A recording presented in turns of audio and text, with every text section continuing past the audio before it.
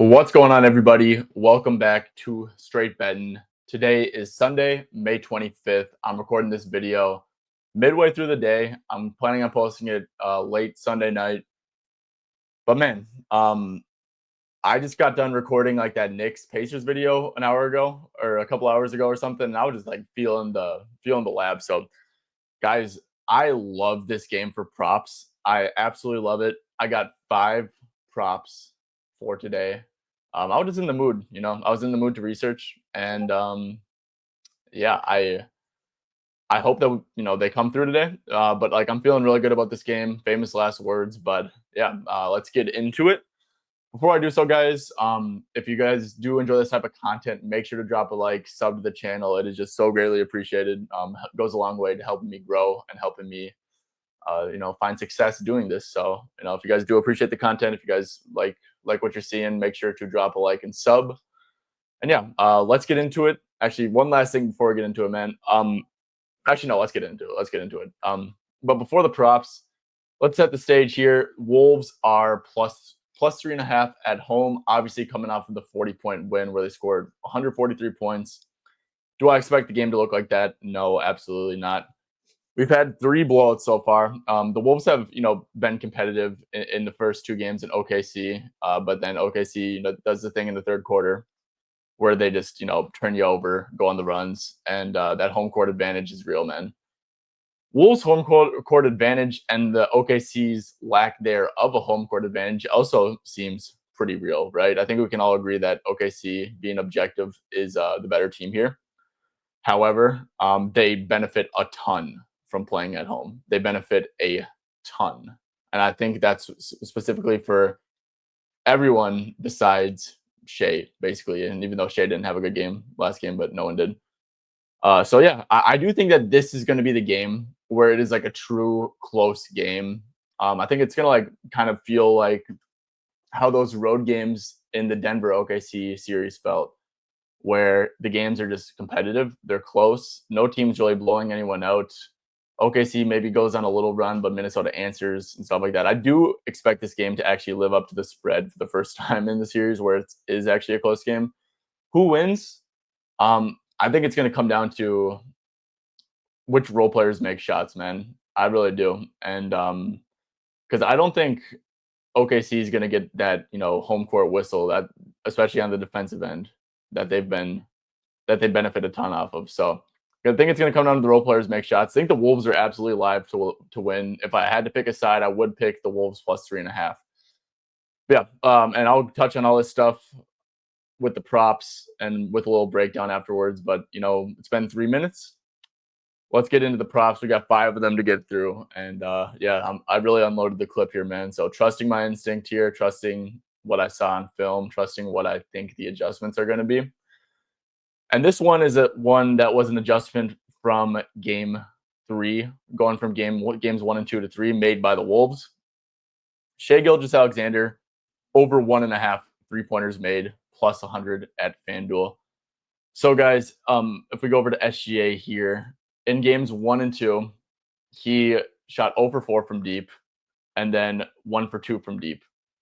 Shot 2 for 5 from deep in game 3 for only 28 minutes. And what Minnesota did is they realized in games 1 and 2 that playing drop coverage and, going over screens just allowed Shai to be so comfortable in the mid-range area. And that is just like, you're just asking for a disaster if you're just going to let Shai be comfortable in the mid-range, be comfortable getting downhill. So the adjustment in game 2 was in the pick and roll. A lot of the time, Shai or Jaden McDaniels or whoever was guarding Shai, they would actually go under the screen and like almost try to like bait him into a 3.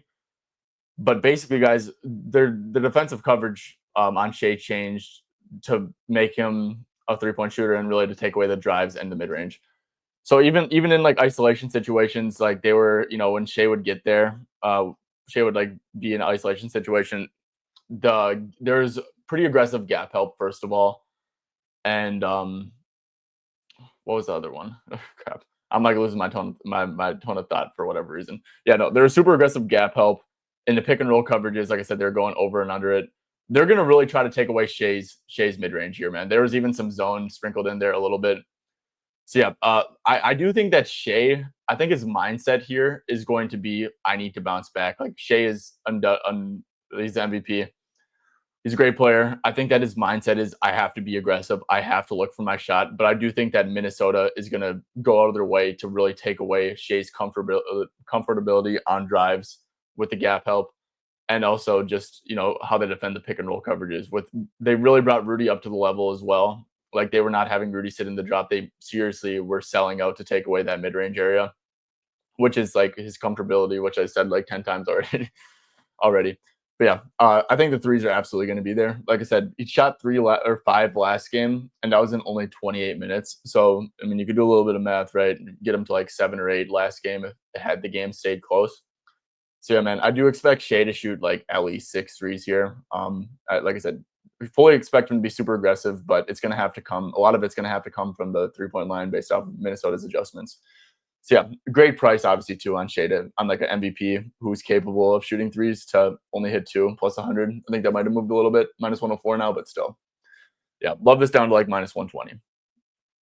All right, second play of the day, man. This hurts my soul, but I mean, this is like a win-win for me almost. And I did that with Julius in game 2, and I kind of actually like doing it a little bit. It is a win-win. I'm fading Anthony Edwards, man. Under 28.5 points for the Ant-Man, minus 120 at Caesars was where the price is. I think we're getting a good sell number. He's had 2 great games, 32 and 30. But the reason why I'm doing this, and my next prop will be correlated with this, by the way, too. Ant had 16 points in the first quarter, 15 or 16, I think. Outscored OKC by itself. And first of all, Ant got a ton of transition buckets off of OKC live ball turnovers and stuff like that. That is just like, OKC is the best transition defense in the league. I think they're the best at limiting like points off turnovers in the league.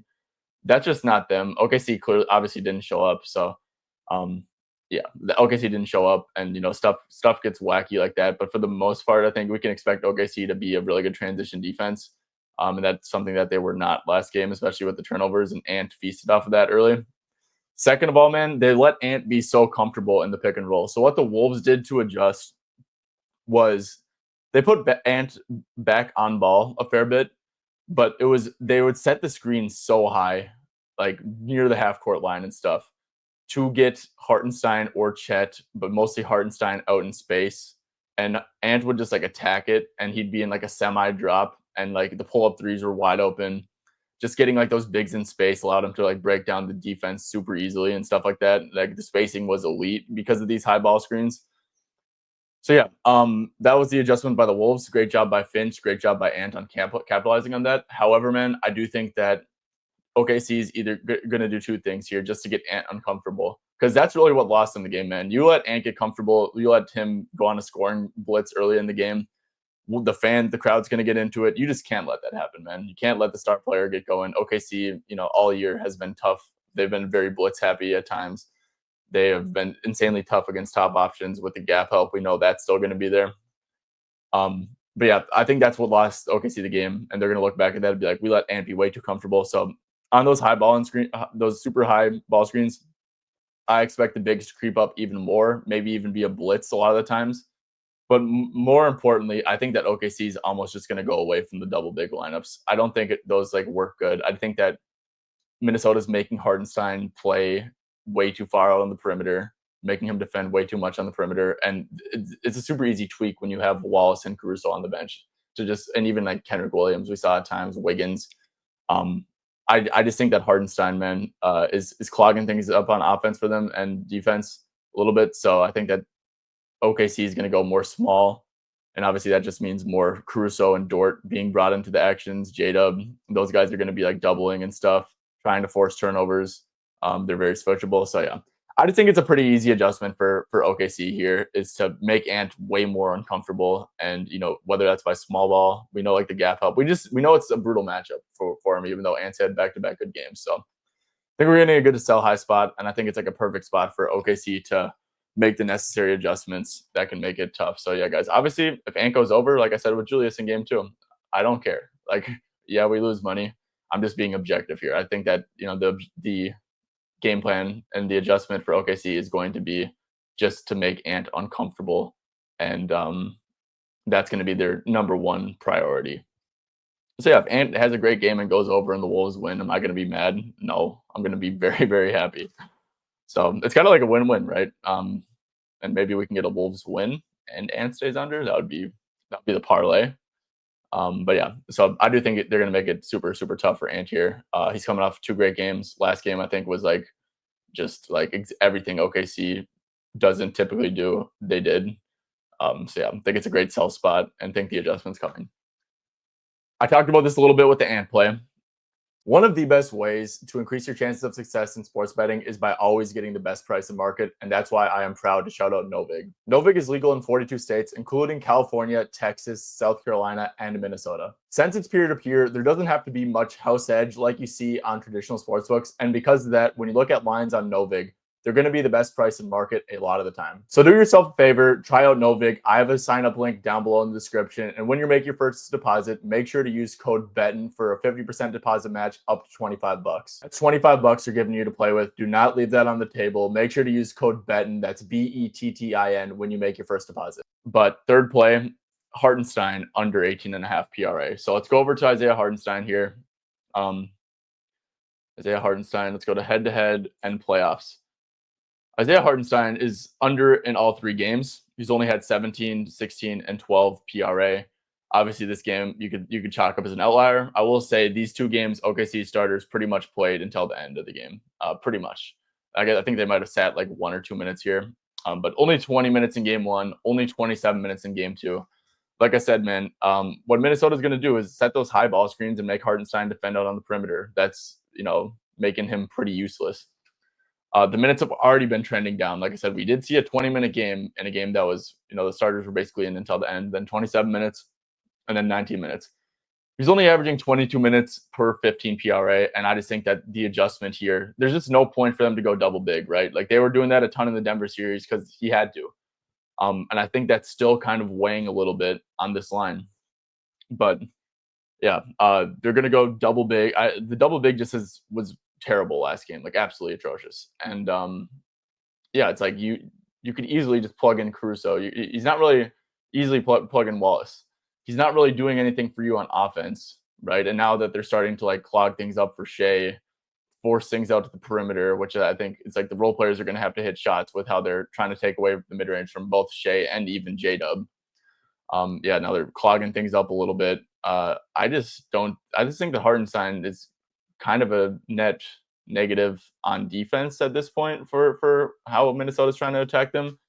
And on offense, if they're clogging things up, taking away the lanes from Shea and stuff like that. I just think that an easy adjustment to make is honestly, I don't know if this is going to happen, but I wouldn't be shocked if Hartenstein even comes off the bench here.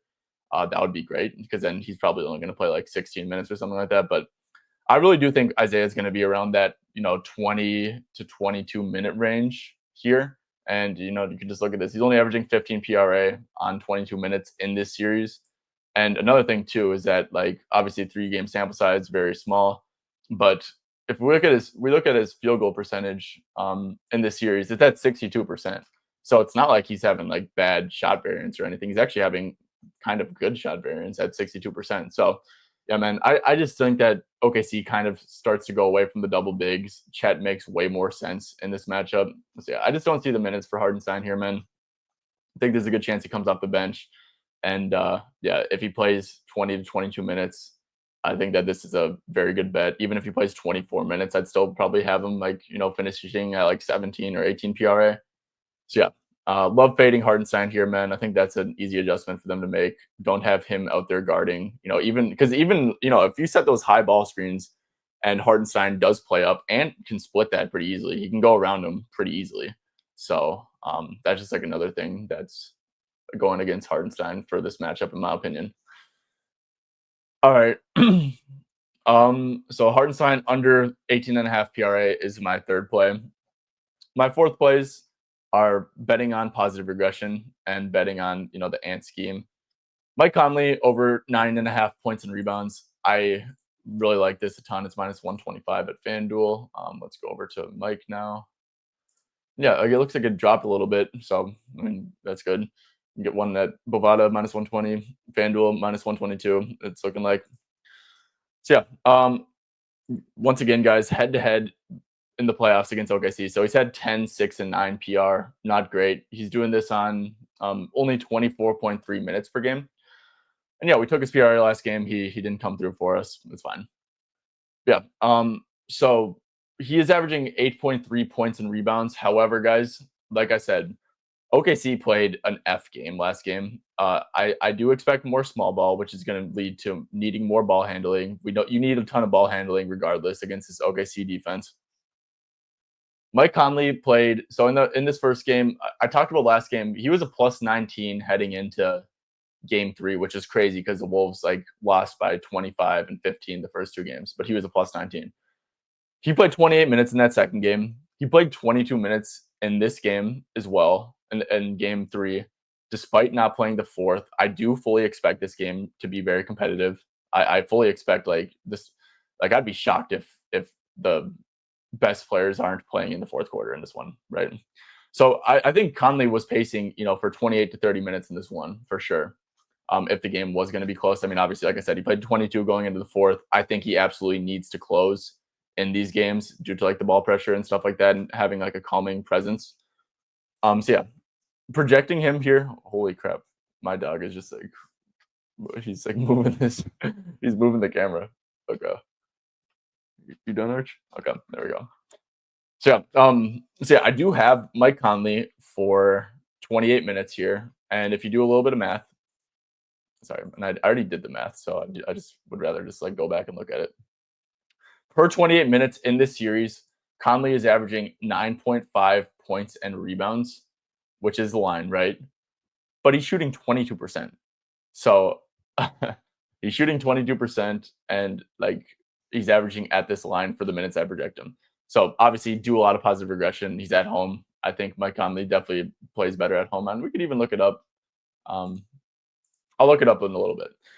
But yeah, so and then like I said, I'm playing Ants under because I do expect an adjustment for just there to be way more attention to try to keep Ant out of rhythm and try to keep him from not having a massive blow up shooting game. So I think that also plays into Conley. Like I said, I just think that if Ant's passing more and they're forcing the ball out of the hands, that's obviously going to force the Mike Conleys of the world to step up. So I think that Mike's in a great buy spot, man. This poor shooting is not going to continue forever. He's going to have a game where he shoots 3 for 5 from deep. And, if that's the case, then he just needs 1 rebound, and then it's a guaranteed winner. So, yeah, positive regression's coming from Mike Conley, man.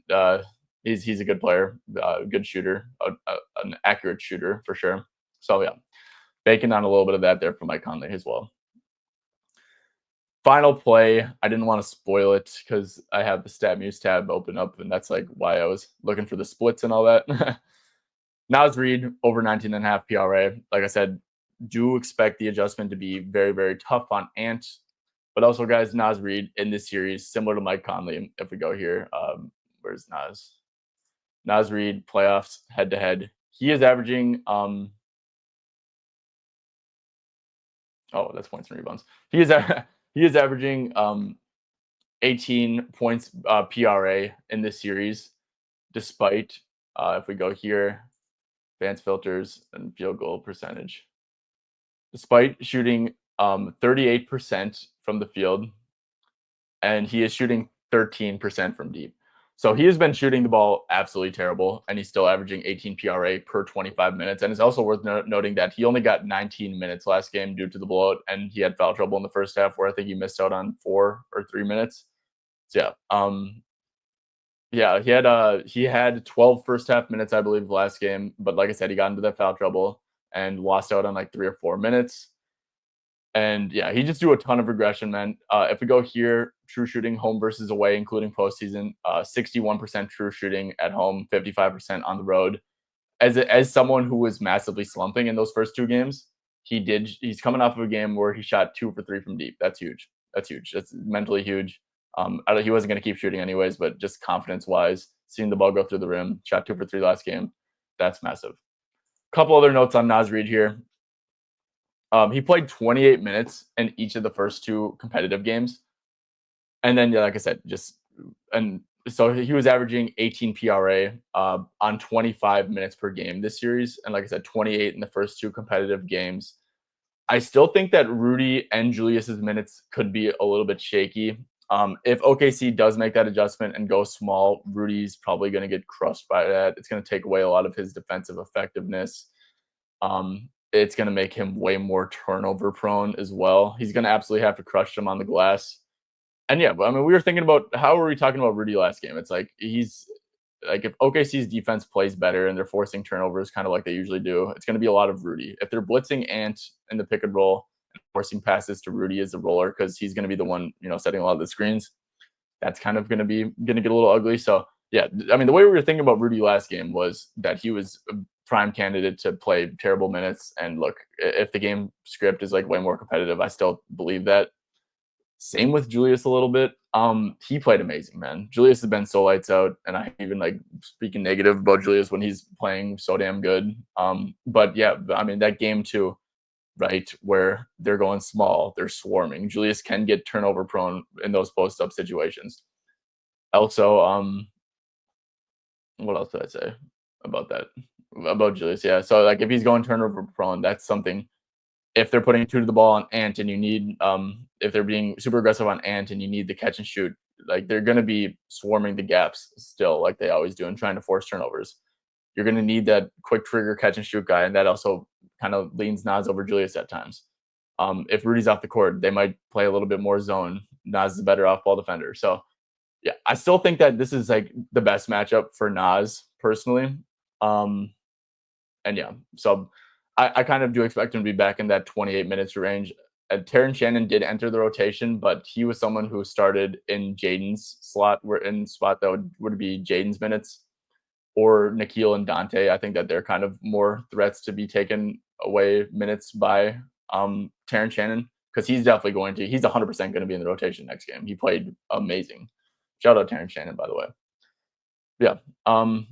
Yeah, so banking on Nas positive regression here, just like Mike Conley, I think the scheme's going to be very beneficial for him. And yeah, he's been, pretty much he's been averaging 18 PRA this series, despite I'm projecting him for a little bit more minutes than that average there, and him just shooting like terrible on the series. So yeah, Nas, I think that this is going to be a big Nas game, man. I think he might be the turning point for if the Wolves win or not. And yeah, over. That means that the Wolves are going to win.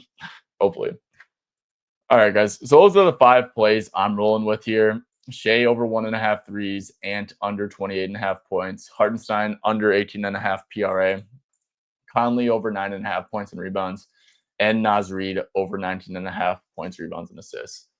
So yeah, so just going through these guys, we already talked about Ant. Julius, like I said, I'm going to be honest, I do kind of lean under on Julius points. Like I said, he was just making a ton of shots. He's still going to get like ridiculously tough coverages, and for like what he wants to do, he's just going to have to be, making difficult shots. He did that in game 1 and game 2. Yeah, so it's like I do lean under on Julius stuff. McDaniels, like I said, I talked about McDaniels, Nah, and Dante. I think that the volume on a per minute spot for all of these guys could be pretty good. I think that non-Dante are a little bit dicey, especially Dante, because I think that Conley's still absolutely needed, and that's going to take away minutes from them. I think that I know that Na's a great option on Shea, but the Shannon wrinkle for both of these guys, I think, could make it a little bit dicey. Like I said, Jaden, I think, is the biggest threat for like a couple minutes. I know Jaden wasn't in foul trouble and only got 16 first half minutes.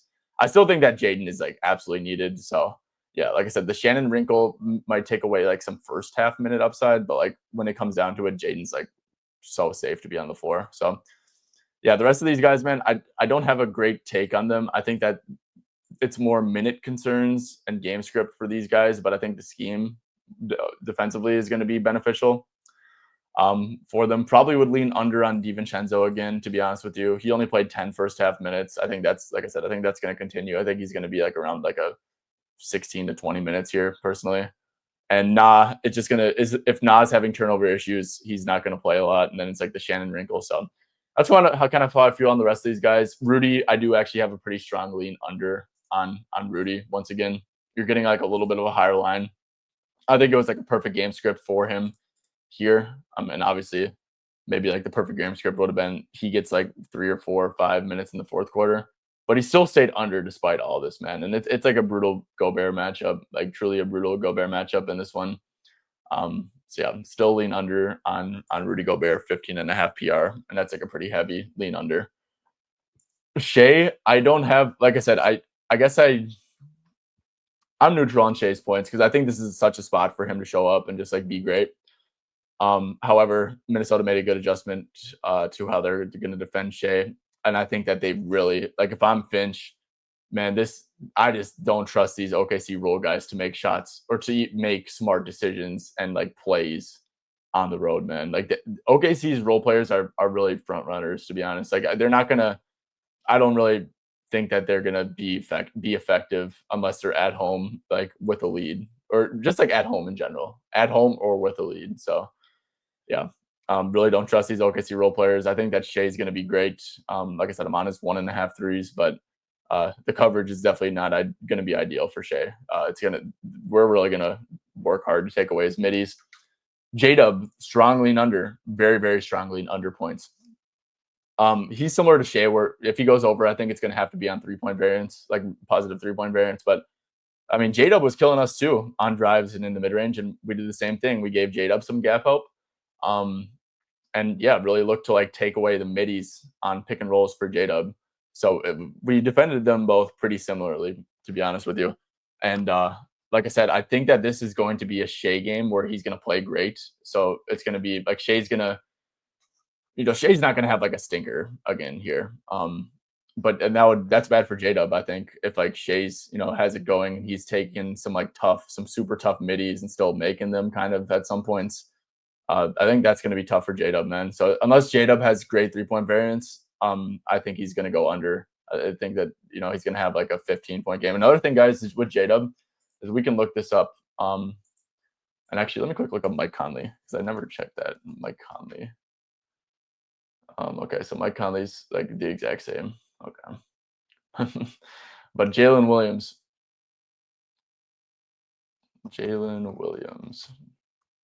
True shooting home versus away this year. Yeah, much better at home. And I think that if it's like just this postseason, true shooting home versus away this postseason, let's do that. J-Dub, another guy who struggled greatly. So yeah, at home 55%, at away 50% true shooting. So he's really struggled on the road too. So that could be another out. It's a pretty high pressure situation. We saw J-Dub kind of have some awful games in Denver on the road. So like I think he had like a 2 for 13 game, like a 5 for like 18 game or something like that. So yeah, very strong lean on J-Dub under 20.5 points, man. Chet, I was on his over last game. I ended up playing it, and I actually thought it was like a really good read. He only played 21 minutes due to the massive blowout. I mean, he had 5 rebounds despite Minnesota like making damn near everything.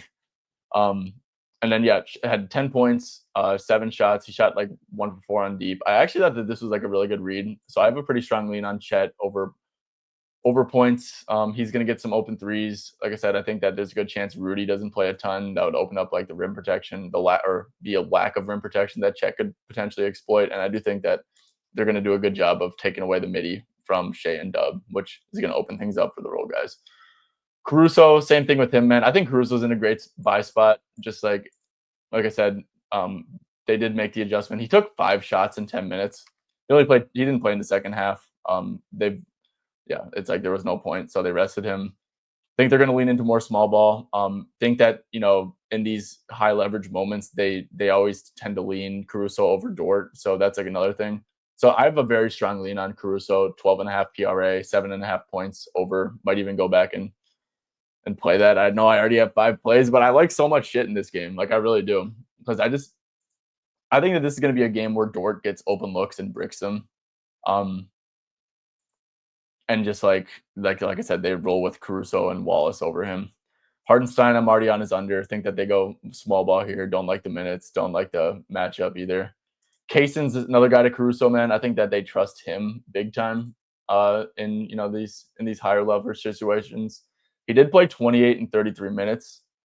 Yeah, so and then like in those last couple games in Denver, right? Like the game 6 and game 7, he played 27, 29. So he was on like a pair of minutes recently. So you could do like 20, 25 to like I don't know, 32 or 20. Let's do like 24 to 33 minutes or something like that because I think that's what he capped out on.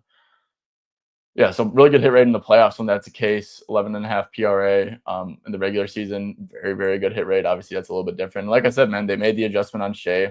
They're gonna okay. Minnesota's gonna live with these guys making shots. So I have a big lean on Wallace and Caruso over PRAs here. Wiggins, they don't really trust Wiggins a ton. Yeah, I don't have any thoughts on Wiggins and Joe. Joe's just been like awful at shooting, but yeah, think that in like a higher this really is a high leverage moment now for OKC. It's like this is a very important game to win. It's not a must win, but it's very important. So yeah, don't think that Wiggins and Joe are trusted a ton in these type of moments. But you could sell me on Wiggins 4.5 over, just because of how they're gonna defend Shea and Dub. All right, guys. Well, that's the overall thoughts on the game. Like I said, hopefully we can come back, look back on this, and be like, read this game like an absolute book. Because I got 5 plays, man. That's a lot for one game. But like I said, and even then, I was holding back playing J-Dub under points. I was holding back playing like a Caruso or Wallace over. Like I do really, really like those. So I mean, I'm not even like counting out like myself not even adding them because I just feel so good about this game. I really do. Shit, I might as well just bet every single side on every player and see how I do. Yeah, could be a good SGP spot too if you guys like agree with my take on this game. But anyways, guys, hope you guys enjoyed this. Hope you found this valuable. If you did, final reminder, just drop a like and sub. It's very, very greatly appreciated. And yeah, thank you guys once again for tuning in. See you guys for Knicks Pacers game 4. And it just sounds so weird saying this because it's like that game's not even like really close to starting. It's like 6 hours away from me from starting. And I'm recording this early as hell. So once again, thank you guys and catch you guys next time.